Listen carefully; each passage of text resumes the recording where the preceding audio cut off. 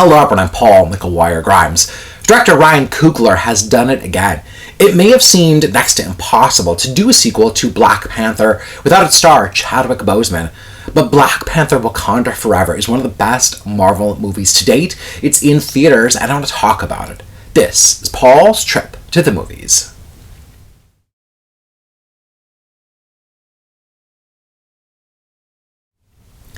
Ryan Coogler opens his film in really the only way possible. We find Letitia Wright's Shuri desperately trying to save T'Challa's life, but is unsuccessful. Now, what transcends is a private ceremony for the fallen king with a grand processional in Wakanda. Now, 1 year later, Queen Ramonda, who's played by Angela Bassett, is facing the United Nations with growing concerns over the distribution of vibranium. There's a new threat that looms when a tribe of sirens infiltrate from the water. They have winged feet, pointy ears, and live in this underwater nation called Talokan. Now, their leader, Namor, played by Danai, is not to be messed with when he poses an ultimatum to the Wakandans. The sequel also marks the return of Danai, Gurira, Lupita Nyong'o, Martin Freeman, and Winston Duke. And Ryan Coogler also co-wrote the film with Joe Robert Cole. There are very few Marvel movies, if any, that open with such a beautiful and somber tone.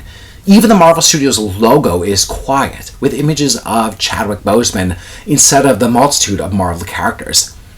The processional and burial for T'Challa is a reminder of the exceptional and world-building and production design that Ryan Coogler's team has created.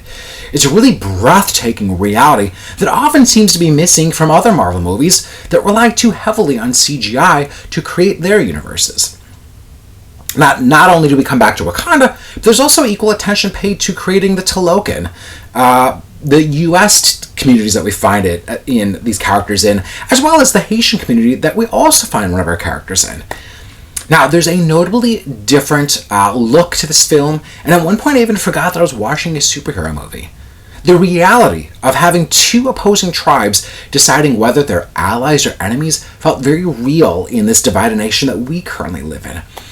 And the divide between these two tribes just leads to exciting and thrilling action sequences, especially one with this Boston police chase that is just a high-octane ride.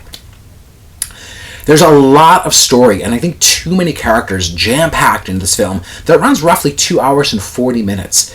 It does feel a bit muddled in the middle with this introduction of a 19-year-old MIT student and a surprise appearance by a newer Marvel character that just adds to this already stacked story that you're trying to keep together. But the high stakes and the weight in this post-T'Challa world really outweighs that criticism. Angela Bassett's commanding performance as Queen Ramonda is felt at the United Nations. She's simply remarkable and really should be considered for an Oscar nomination for making Queen Ramonda a Shakespearean-style royal. Now, if the first film was about a father and son, then Black Panther Wakanda Forever is about a mother and her daughter, and lets the badass women of Wakanda really shine through in this time of grief, healing, and mourning.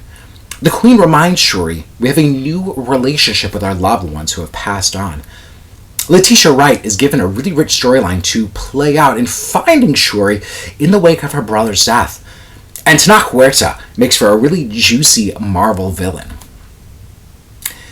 Black Panther Wakanda Forever is deeply impactful at honoring the legacy of an important king, the healing that comes from that for a community, and really forging a new path for these characters. It's a grounded and epic conclusion to what's been kind of an inconsistent Phase 4. And frankly, it's one of the best and most emotional and richest films in the Marvel Cinematic Universe.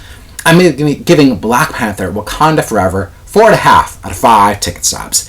If you like my review today, click subscribe on my YouTube channel. I'd love to hear from you. Leave me a comment here on YouTube. Follow me on Instagram, Twitter, and TikTok at Paul's Movie Trip. I'd love to hear from you.